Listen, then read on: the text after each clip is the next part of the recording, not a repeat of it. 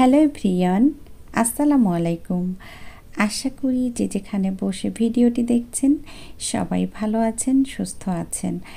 নতুন আরও একটি রেসিপি নিয়ে হাজির হয়ে গেলাম। আজ আমি আপনাদের সাথে শেয়ার করছি পাঙাশ মাছ ভুনা রেসিপি। অনেকেই পাঙাশ মাছ খেতে চায় না, পাঙাশ মাছে একটা গন্ধ থাকে, সেই জন্য। তো আজকের রেসিপিতে থাকবে অনেকগুলো টিপস, তাই আশা করব পুরো ভিডিও জুড়ে আমার সাথেই থাকবেন।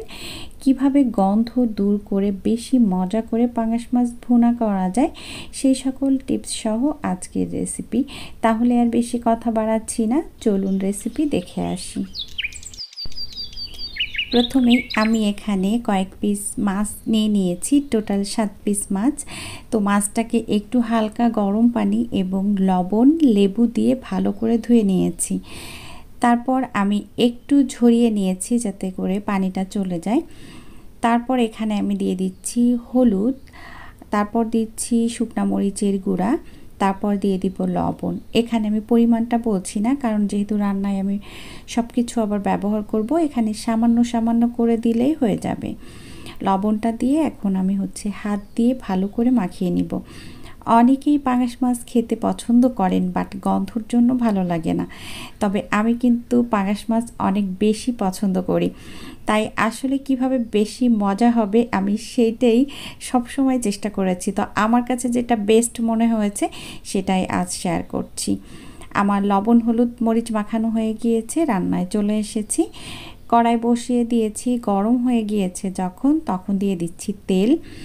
এই পর্যায়ে একটু তেলটা বেশি দিয়েছি।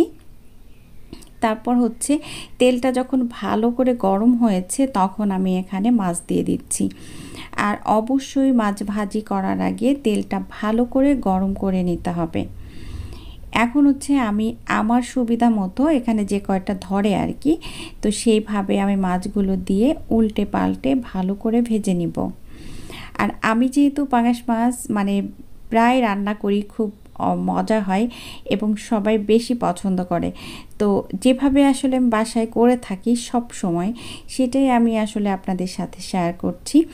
এইভাবে যদি আপনি করে খেয়ে থাকেন তাহলে দেখবেন যে পরবর্তীতে আর কখনোই পাঙাশ মাছ খেতে আপনার কাছে খারাপ লাগবে না, ভালোই লাগবে।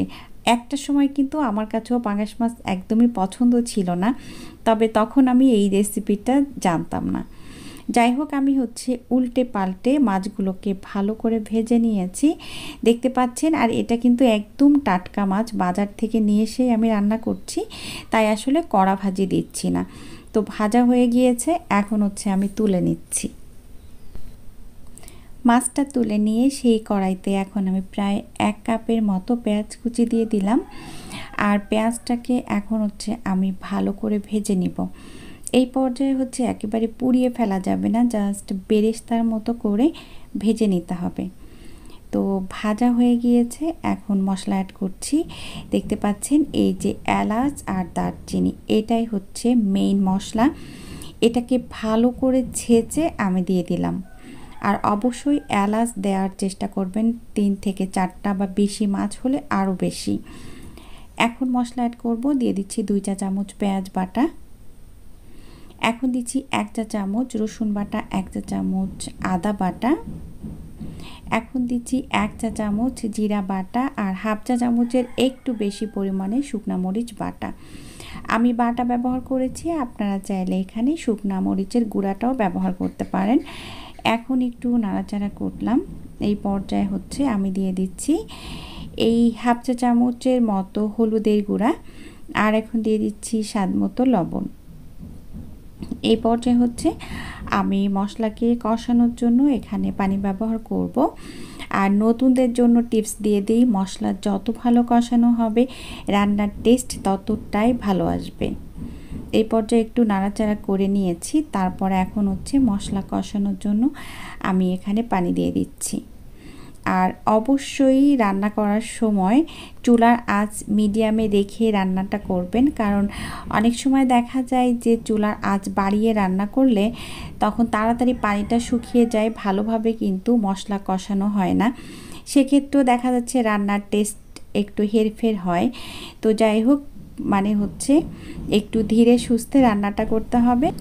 কথা বলতে বলতে মশলাটা কিন্তু কষানো হয়ে গিয়েছে, তেল বের হয়ে এসেছে। তারপরও কিন্তু আমি আরও 2 থেকে 3 মিনিট চুলার আঁচ মিডিয়ামে রেখেই এটাকে ভালো করে কষিয়ে নেব। আমার কাছে যেটা মনে হয় রান্নার টেস্ট এই সময় লুকিয়ে থাকে। এই সময় যদি আমি মশলাটা একটু ভালো করে কষাই তাহলে রান্নার টেস্ট বহুগুণে বেড়ে যায়। তো এই যে দেখতে পাচ্ছেন কষানো হয়ে গিয়েছে, এখন আমি ঝোলের জন্য পানি দিয়ে দিচ্ছি। যেহেতু আজকে আমি ভুনা করছি তাই আসলে আমি আমার পছন্দ মতো পানি দিচ্ছি। অনেকেই দেখা যায় ভুনার ক্ষেত্রেও একটু ঝোল ঝোল খান, তো তারা একটু বেশি পানি দিবেন। আমি আসলে যখন ভুনা করি তখন আমি কিন্তু ভুনাই করি, মানে বেশি ঝোল রাখি না। তো আমি আমার পছন্দ মতো পানি দিয়ে দিয়েছি। এখন হচ্ছে আমি ঢেকে দিচ্ছি। কিছুক্ষণ পর যখন বলক উঠেছে এবং কিছুটা পানিও শুকিয়েছে তখন ঢাকনাটা তুলে আমি আবারও একটু নাড়াচাড়া করছি। আর এই পর্যায়ে হচ্ছে এখন আমি মাছগুলো দিয়ে দিচ্ছি। তো এখন মাছগুলো দিয়ে আমি আরও একবার উল্টে দিব। তো আসলে এত কিছু তো দেখানো যায় না, তো যতটুকু না দেখালে নয় ঠিক ততটুকুই দেখাই। এই যে আমি একবার উল্টে দিয়েছিলাম, তারপর আবার একটু উল্টে দিয়েছি, লাস্ট পর্যায়ে আমি চলে এসেছি। আমি আসলে এতটুকু মানে আরও একটু ঝোল কমাবো আর কি, তো যে পরের প্রসেসিং আছে এটা করতে করতে ঝোল কিছুটা কমেই যাবে। তো লাস্ট পর্যায়ে চলে এসেছি। এখন আমি এখানে একটু কাঁচামরিচ দিয়ে দিলাম ফ্লেভারের জন্য, তারপর ঢেকে দিয়েছিলাম। ঝোল দেখতে পাচ্ছেন কমে গিয়েছে। এখন দিয়ে দিচ্ছি ভাজা জিরার গুঁড়া। যেহেতু প্রথমে গরম মশলা দিয়েছি, আপনারা চাইলে এই পর্যায়ে গরম মশলাও দিতে পারেন, আবার নতুন করে ভেজে গুঁড়া করে, সেটাও কিন্তু বেশ ভালো লাগে। তো আমি হচ্ছে এখন একটু আলতো করে নেড়ে দিচ্ছি। আপনারা চাইলে এখানে না নাড়লেও সমস্যা নেই, জাস্ট কড়াইয়ের হাতলটা ধরে একটু ঝাঁকি দিবেন, মশলাটা কিন্তু ঠিকই মিশে যাবে। আবার আপনারা চাইলে কিন্তু এখানে একটু টমেটোও দিতে পারেন, তো আমার কাছে ছিল না ওই জন্য দেইনি। তো লাস্টে এখন আমি দিয়ে দিচ্ছি একটু ধনিয়া পাতা কুচি। তো এখন হচ্ছে আমি ধনিয়া পাতা কুচি দিয়ে আমি হচ্ছে ঢেকে রেখে দিব। তারপর যখন এটা সুন্দর কালার আসবে আমি তখন সার্ভ করে নিব। এই যে দেখতে পাচ্ছেন অলমোস্ট হয়ে গিয়েছে। আশা করছি আজকের রেসিপি আপনাদের কাছে ভালো লেগেছে। এতক্ষণ সাথে থাকার জন্য সবাইকে অসংখ্য অসংখ্য ধন্যবাদ। সবাই ভালো থাকবেন, আমার জন্য দোয়া করবেন। আগামী রেসিপি দেখার আমন্ত্রণ জানিয়ে বিদায় নিচ্ছি। আল্লাহ হাফেজ। আসসালামু আলাইকুম।